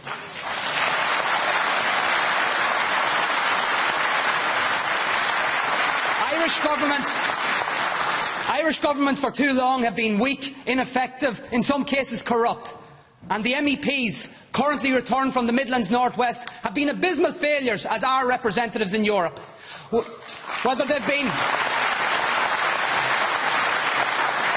Whether they've been Fianna Fáil, Fine Gael or independent, they've accepted every diktat that has come from Europe. Whenever the choice was before them between European institutions or the interests of the Irish people, they have collectively and to their shame rode in behind the former. They now join our government in telling the world and the Irish people that we're in recovery. They tell us they're doing a great job. But all around us we see a different story. Across this state, in many towns and villages, it's almost impossible to find someone between the ages of 19 and 30 Monday to Friday. The truth is that Fine Gael and Labour, just like Fianna Fáil before them, see every emigrant leaving as one less person on their live register, rather than a loss to a family, a community, a loss to our economy, a loss to the Irish nation.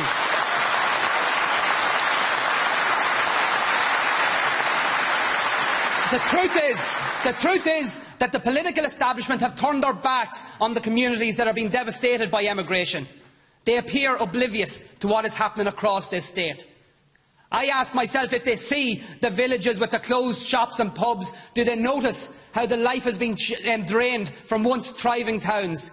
Do they see and know that school boards are anxious with concern as to where the infant classes are going to come from in 3, 5 or 10 years' time? Do they care? As someone who knows at first hand what emigration really means, I'm sickened by Fine Gael and Fianna Fáil politicians dismissing the impact of emigration, talking about lifestyle choices and telling us that young people will come back. My parents did come back, but the reality is that the vast majority of people who left this country from the 1950s to the 1980s never came back. Many countries today are richer in every sense because of the contribution of Irish emigrants. But Ireland is poorer because too many generations of our young people have been forced to leave. As a father of 4 young children and as a Republican, I want to see an end to the exportation of our greatest asset. And I want to see those who see emigration as a solution to their failures pay the political price.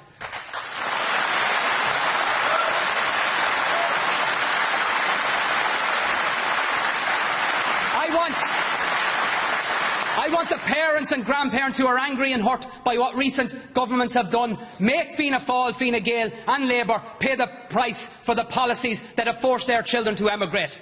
I want our MEPs who champion austerity to learn what it's like to lose their jobs.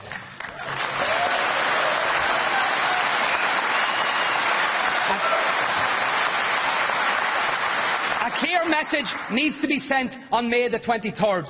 We want investment right now. We want jobs right now. We want our young people in our country playing their part. A strengthened mandate across this island will ensure that Sinn Féin MEPs and councillors force a radical change in government policy right now.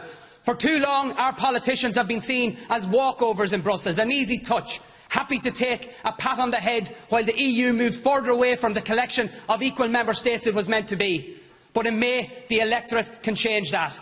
We can elect 4 Sinn Féin MEPs, delivering on a platform of standing up for Ireland, of honest politics and of a vision for a better Ireland and an equal Europe. If I am elected to the European Parliament, I cannot promise the people of the Midlands North West that their lives are going to change overnight.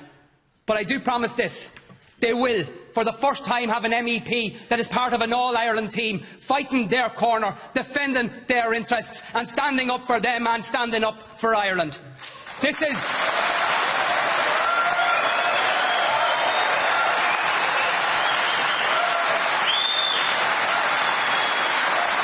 a great country. This is a great country and the Irish are a great people. It's time our politicians started to reflect that. Let's ensure that between now and May the 23rd we let every voter know that they have a choice, and let's convince as many of them as possible to endorse Sinn Féin. Marajaran Shanukul on Chénachwil Lodger ní Volar dá Féglech. Elections are but a moment in time, but the potential is there for these EU elections to mark a pivotal moment for change. Let's seize it. Gormila Mayagav Galer. Euro-candidate Matt Carthy. The focus sits on that now for local elections. By the way, Sinn Féin have 138 councillors in the north and 127 councillors in the south, 54 of them county councillors. One of them is Cathal King, councillor from Tala in South Dublin.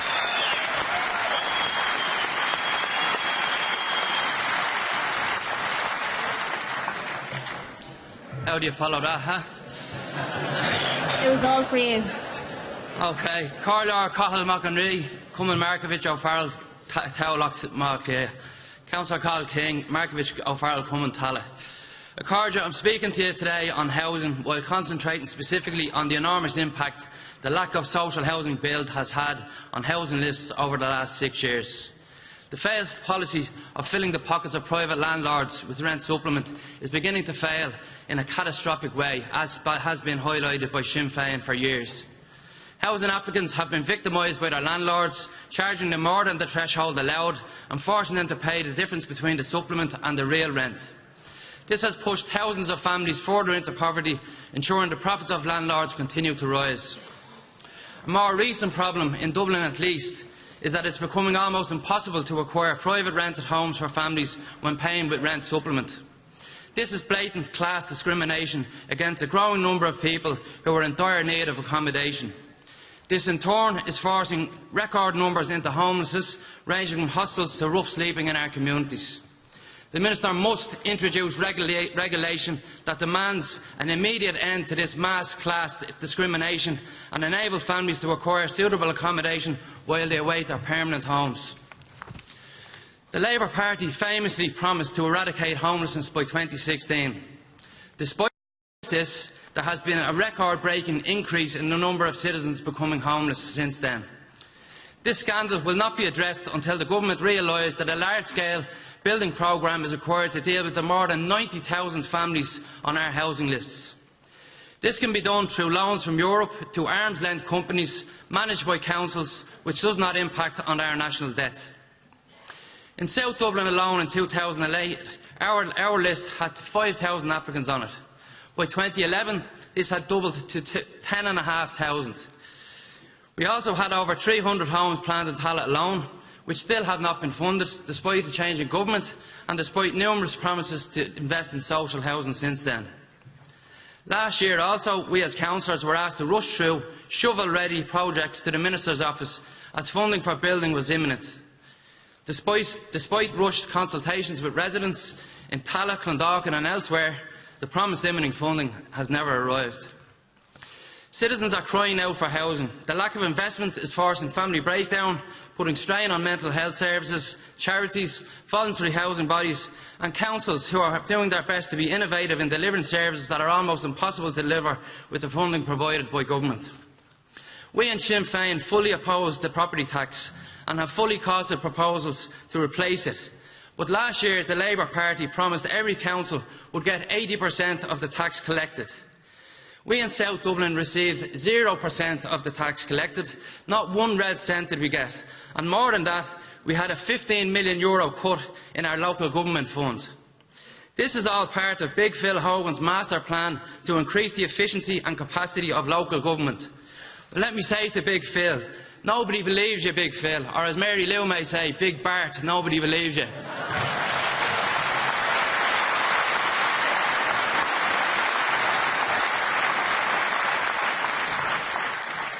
In closing, Cathaoirleach, last year we in South Dublin provided approximately 600 social homes. And with South Dublin being the second largest housing authority in the state and one of the most successful in terms of housing delivery, it is only possible to barely match new applications with allocations. This is completely unsustainable, obviously. The housing crisis is a national scandal that needs to be addressed immediately. And Minister O'Sullivan, however nice a person she is, needs to stop the rhetoric and the spin and get our Cabinet colleagues to get up off their collective arses and start funding social build across the state without delay. Very much, delay. Councillor Cahill King from Talon. As you can gather if you've been watching this for a while, this is very much a session focused on the local and European elections. Another local election candidate, Leanne Maguire from Fermanagh. It cannot be escaped the attention that throughout Ireland our citizens have been meeting and discussing the implications of fracking. Concerns that short-term economic greed and unscrupulous pursuit of profit will seriously jeopardise the future productivity of our countryside and its natural beauty. We cannot ignore these concerns. We must protect our land. We must protect our water, our crops, our livestock, but most importantly, our people.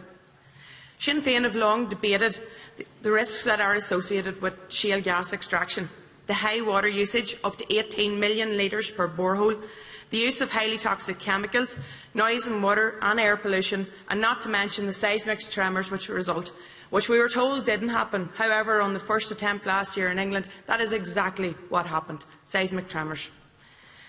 These aren't anti-development myths. These are facts. Facts that illustrate that fracking is not safe in its current format, and it's not in the best interests of our people and our communities.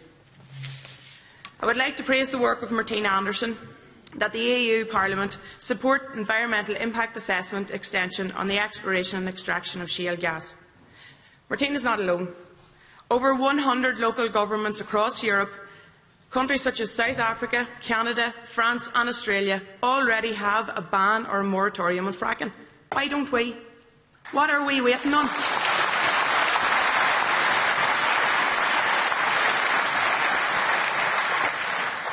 We should be putting our energy, our resources, into clean, renewable and sustainable energy, not a limited supply of fossil fuels.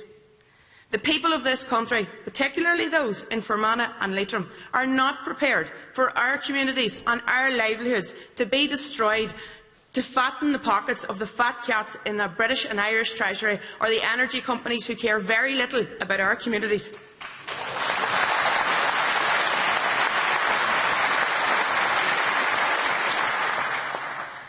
The current fracking processes have proven to be dangerous and unsafe. Therefore, in their current format, this country needs to ban them, not just mitigate against them. I charge you, these are our resources. This is our land. It's our future and the future generations of our country, this beautiful island, that we will continue to preserve and stand up for and protect. Leanne Maguire from Fermanagh talking about an issue of fracking which concerns people in Fermanagh, obviously, but in many surrounding counties. Now, Councillor Adele Corrigan from Louth. Councillor Adele Corrigan, Louth, Sinn Féin. Acharja, two competing economies on this island will not deliver prosperity. There are over 1 million people in Ireland living along the border who, like me, face day-to-day challenges of border life. In a region with the worst levels of employment, the worst housing and the worst transport infrastructure. Cooperation is not new to us. We have been assisting each other, neighbour to neighbour, since Ireland was partitioned. We know cooperation works, but it is not enough. We need a new economy in a new Ireland. I challenge those who oppose all-Ireland integration and harmonisation to explain the logic of their position. How can they explain it is cost-effective to continue with two competing economies? Back-to-back provision of healthcare, education, transport, agriculture, inward investment and every aspect of governance across this island. Can they explain being unable to access the closest service provider because of an invisible frontier? Can they explain why children cannot automatically access their nearest school? Or why seriously ill patients regularly have to make exhaustively long journeys to access specialist treatment? Or why citizens cannot attend their nearest GP or hospital? Why women experiencing domestic violence cannot access their nearest service because it's a different jurisdiction?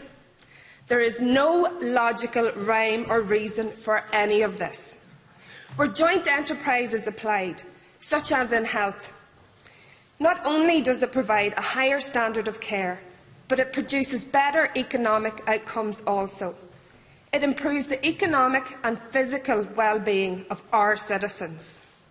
The new jointly funded cancer centre in Derry demonstrates that progressive thinking can deliver public services across Ireland effectively and efficiently.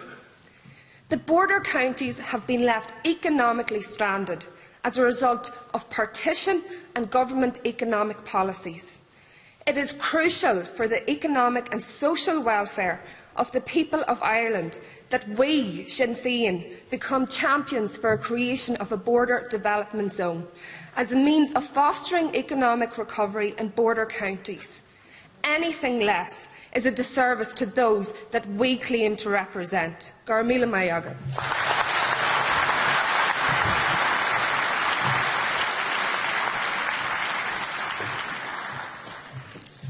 Mary MacDonald, Maria Curran, Cumann, Arklow. Immigration has been a fact of life in Ireland since time began. And while for some this is a chosen option, for the vast majority it is not. It's simply an option to preserve the individual's need for financial security and also for one's sanity and self-preservation. Without going into too much detail, almost 4 years ago, my own family were facing a bleak future, and we made the decision to utilise the equity we still had to take our family to Australia, to try to make a future for our son and his generation, whom the current leaders seem to have forgotten are the future of this country. These young people arrive in a foreign country with absolutely no support from the people who have caused the situation in the first place. And if it wasn't for groups in Melbourne, and I'm sure other cities, like the Celtic Club and a Facebook group called Irish Families in Melbourne, these youngsters would be a very small tadpole in a very large ocean. The people connected with these groups give their time and knowledge and support freely, and ought to be given some recognition for doing the job that our government should be doing in supporting our most valuable exports. Being constantly told, "Don't come home, stay where you are, there's nothing here for you," all confidence and self-respect and hope is being knocked out of these young people.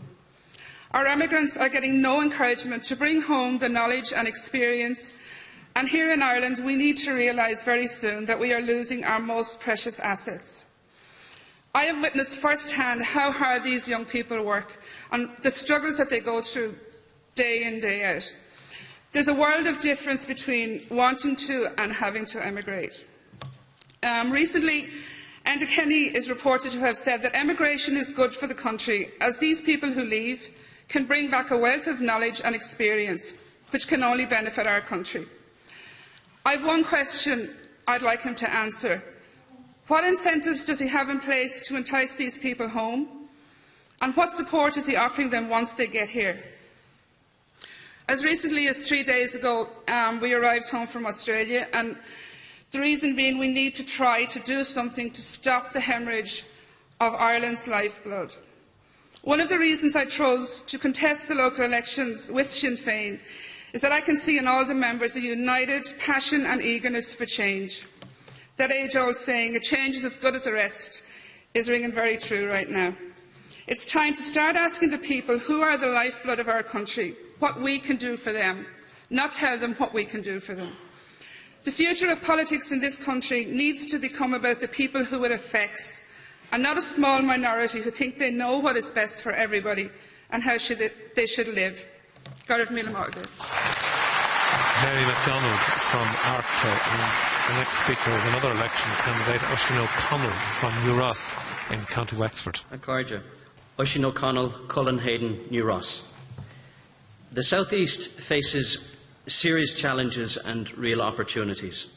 We have an unemployment rate almost 5% higher, and people attending third-level education by over 5% lower than the statewide average.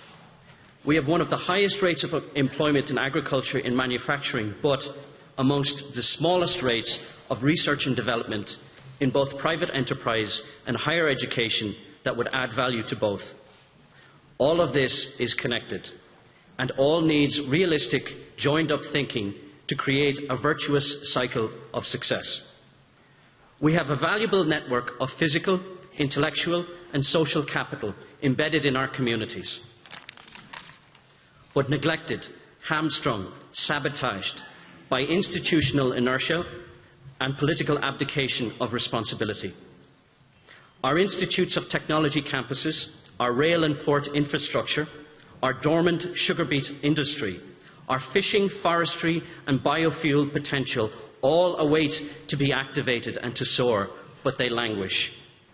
We must fight to protect the social safety net that catches us when we fall. But we must also fight to remove those nets above us that prevent us from soaring ahead.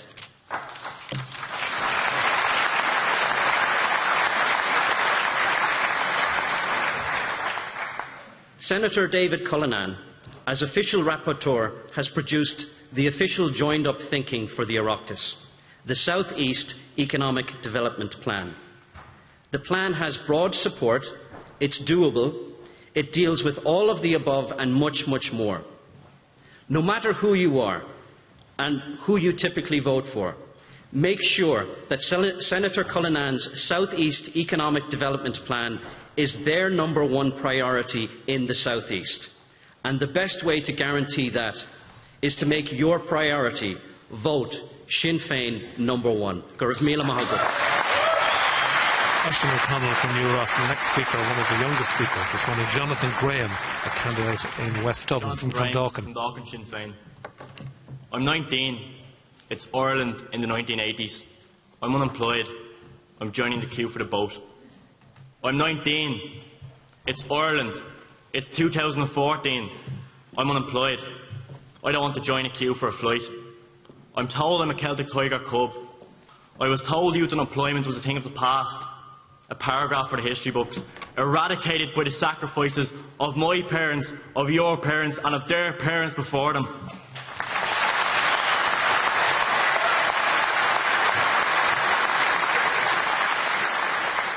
My parents hoped that my generation would be different, but that hope has been extinguished by the legacy of a Fianna Fáil government and the broken promises of a Fine Gael Labour coalition.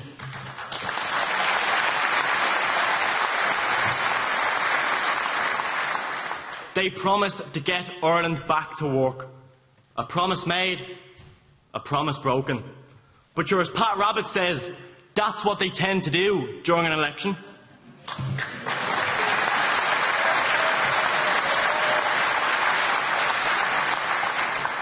We're told education is the key to unlocking future job prospects. So Rory Quinn, in all his glory and splendour, penned a pledge against any future increases in the student contribution fee. A promise made, another promise broken. But sure, as Pat says, that's what they tend to do during an election.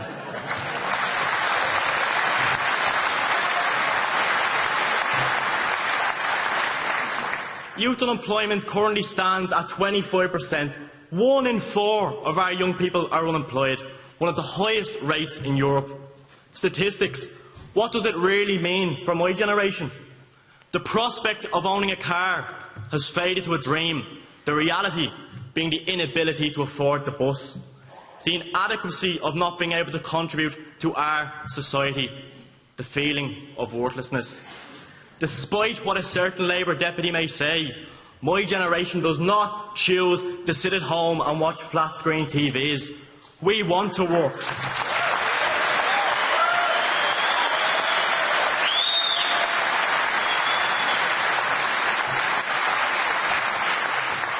We want to work, but there are few meaningful jobs. There could be if this government had the will to make the youth guarantee work. We were told it would take an investment of over 400 million. Instead, we got 14, a meagre 3%. This is at a time when our young people are being exploited by JobsBridge, when there are not enough training and educational places for our young people.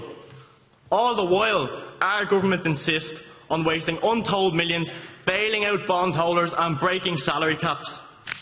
Carja, I live on Enda and Eamon's Island. I don't want to live on Enda and Eamon's Island.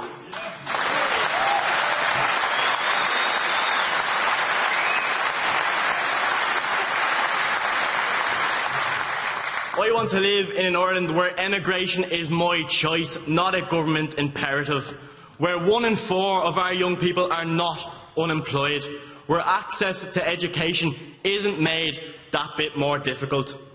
This government have made this a cold country for the young unemployed. Carja, I'm not joining the queue for that flight. My name is Jonathan Graham. I'm the youngest candidate in the country. I share Sinn Féin's vision for that new Ireland. And I have a message for Enda, Eamon, Rory and Pat. The Celtic Cubs are growing into Tigers, and we will roar at the next election.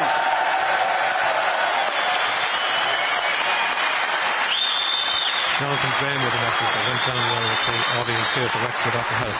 Now Councillor Pat Fitzgerald from Waterford.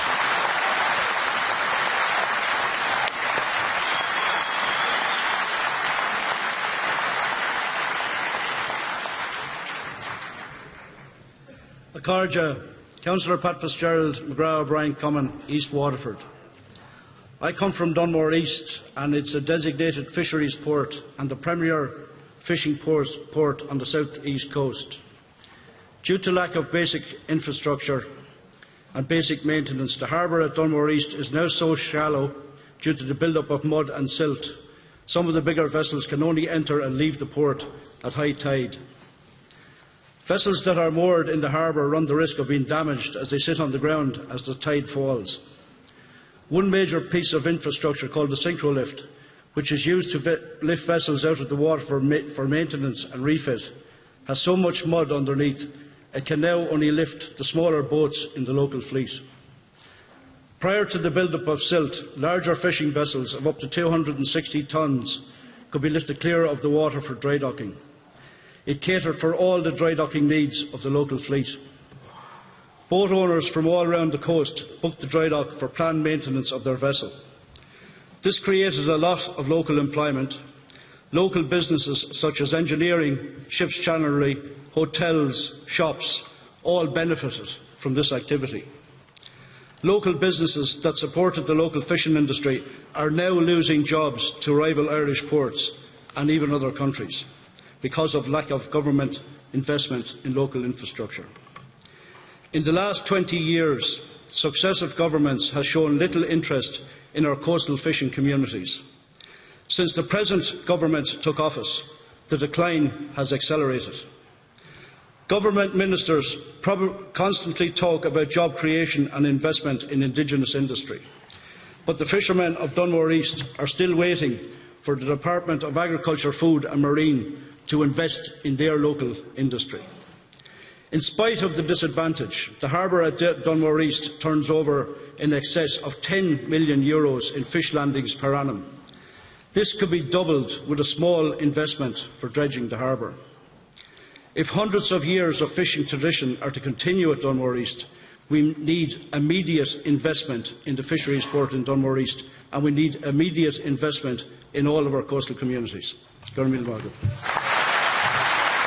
Fitzgerald from Waterford, and the next speaker is another councillor from Mallow, Melissa Milan. Councillor Melissa Milan, Andy Sullivan, Common Mallow. Acharja. When we think of our sugar industry in Ireland, Carlow, Tuam and my own town of Mallow become forefront memories of the past. The sugar industry in Mallow and surrounding areas of Kanturk, Mill Street and Newmarket served as a principal employer for many families. The inaccurate statistics and decisions of previous governments decimated families, growers, transport, agri-sector and local businesses, to name but a few. These same people are still bitter and hurt at the decimation of an industry that was profitable and viable. The repercussion and bad decisions of Fianna Fáil and previous governments are today felt in immigration, unemployment and an agri-sector each day being crushed and brought to its knees, with our young farming sector now rethinking their futures in farming. But the sugar industry in Ireland can and must be revitalised. We import about €250 million worth of sugar each year.